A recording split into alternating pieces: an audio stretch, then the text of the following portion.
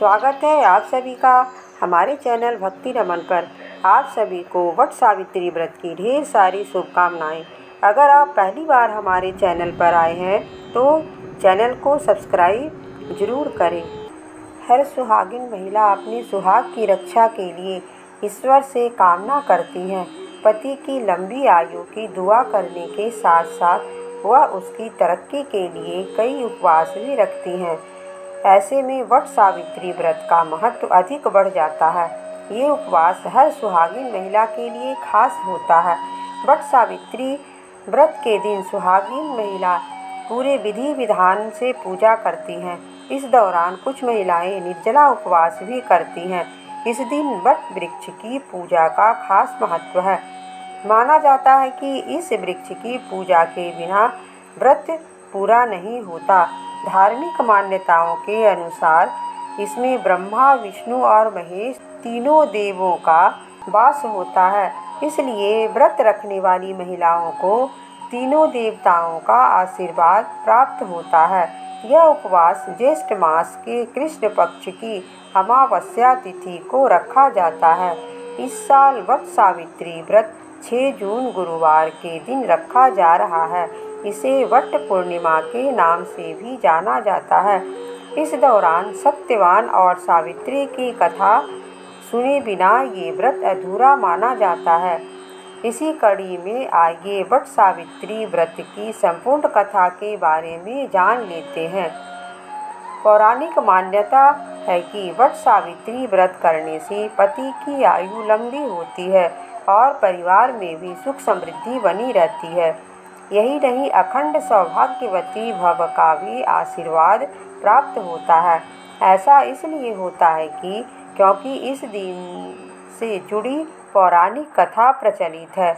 ऐसा माना जाता है कि मध्य देश में अश्वपति नाम के धर्मात्मा राजा का राज्य था और उनकी कोई भी संतान नहीं थी।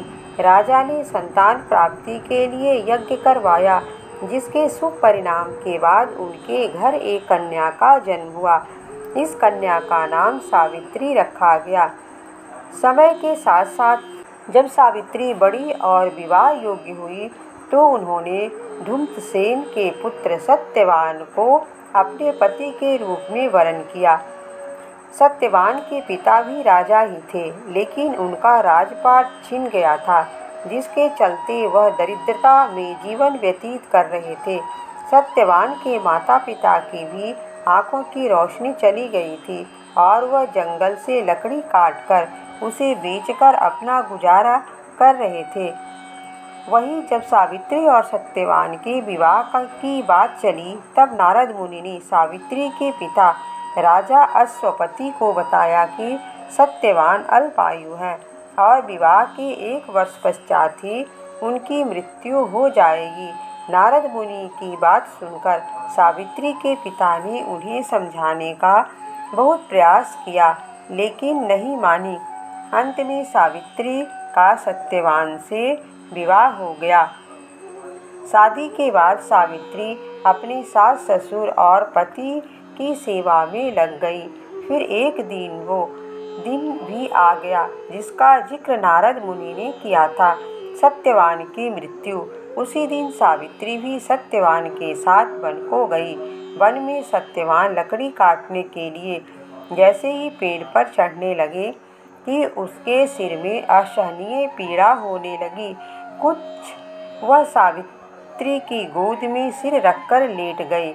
कुछ ही समय में उनके समक्ष अनेक दूतों के साथ स्वयं यमराज खड़े हुए थे। यमराज सत्यवान की आत्मा को लेकर दक्षिण दिशा की ओर चलने लगे। पतिव्रता सावित्री भी उनके पीछे चलने लगी। आगे जाकर यमराज ने सावित्री से कहा, हे पतिव्रता नारी, जहाँ तक मनुष्य साथ दे सकता है, तुमने अपने पति का साथ दे दिया। अब तुम लौट जाओ। इस पर सावित्री ने कहा, जहाँ तक मेरे पति जाएंगे वहाँ तक मुझे जाना चाहिए, यही सनातन सत्य है। यमराज सावित्री की वाणी सुनकर प्रसन्न हुए और उनसे 3 वर मांगने को कहा। यमराज की बात का उत्तर देते हुए सावित्री ने कहा, मेरे सास ससुर अंधे हैं, उन्हें नेत्र ज्योति दी। यमराज ने तथास्तु कहकर उसे लौट जाने को कहा और आगे बढ़ने लगे, किंतु सावित्री यम के पीछे ही चलती रही। यमराज ने प्रसन्न होकर पुनः वर मांगने को कहा। सावित्री ने वर मांगा, मेरे ससुर का खोया हुआ राज्य उन्हें वापस मिल जाए। इसके बाद सावित्री ने यमदेव से वर मांगा, मैं सत्यवान के 100 पुत्रों की माँ बनना चाहती हूँ, कृपा कर आप मुझे यह वरदान दें। सावित्री की पति भक्ति से प्रसन्न हो सावित्री से तथास्तु कहा, जिसके बाद सावित्री ने कहा कि मेरे पति के प्राण तो आप लेकर जा रहे हैं, तो आपके पुत्र प्राप्ति का वरदान कैसे पूरा होगा। तब यमदेव ने अंतिम वरदान को देते हुए सत्यवान की जीवात्मा को पास से मुक्त कर दिया। सावित्री पुनः उसी वट वृक्ष के लौटी तो उन्होंने पाया कि वट वृक्ष के नीचे सत्यवान के मृत शरीर में जीव का संचार हो रहा है। कुछ देर में सत्यवान उठकर बैठ गए। उधर सत्यवान के माता पिता की आंखें भी ठीक हो गई, उनका खोया हुआ राज्य भी वापस मिल गया।